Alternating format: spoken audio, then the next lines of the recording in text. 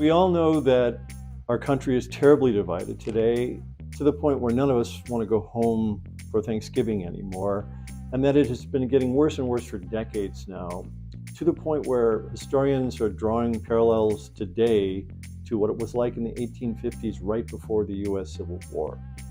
Why? How did we get stuck on this runaway train? So we've been studying this, and what we find is that there are a multitude of different factors that are affecting this kind of polarization. It's everything from our differences in sensitivity of our brain to threat stimuli, to algorithms on the internet that sort us into different tribes, to news media entertainmentization and how that triggers outrage in us, to our political system, of the two-party system and gerrymandering of that system. All of these factors combine to start to pit us against each other and pull us apart. But worse than that, it's how each of these factors start to feed other factors and combine in complex ways that create vicious cycles that feel impossible to escape. These are what scientists call cloud problems. And so we're going to give you 5 ideas that you can enact in your life to help find your way out. Stop for a moment, pause, and take a breath. These days, so much of what we do is reacting automatically to things that trigger us, and it oftentimes can contribute to the patterns that we're stuck in. If you want to break out of that pattern, what you really want to try to do is pause and ask yourself, what do I want here? What do I want to do? What is the direction I want this to go into?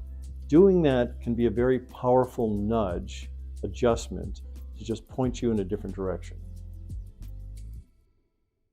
Find what's already working. So often in our life, when we face problems, we look at what's broken and we don't ask ourselves what's already working, what's already helping.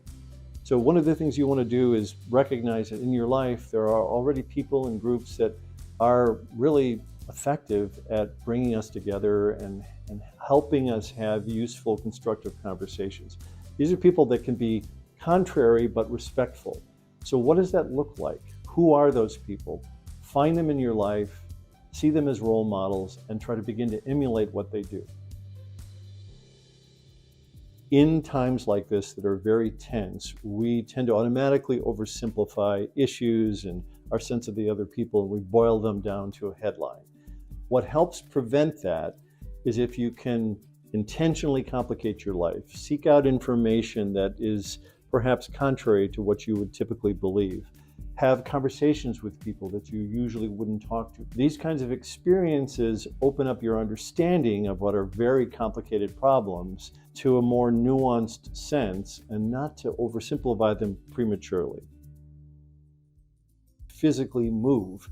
That means like getting up physically, dancing, walking, hiking, and ideally doing so with others. If you reach out to people across the division, going for a walk outside, side by side with them, can really connect you in ways that help you feel sort of more compassion and understanding for the other side. This is a hard problem, and it's taken us decades to get here, and it's going to be hard to address it. We'll try things that won't work. That's okay. Anticipate that. Know that that's going to happen, and when it does happen, what's important is that we just pick ourselves back up and we continue to work on this. One person can make a huge difference. It really starts there. It starts with us working on ourselves and working together.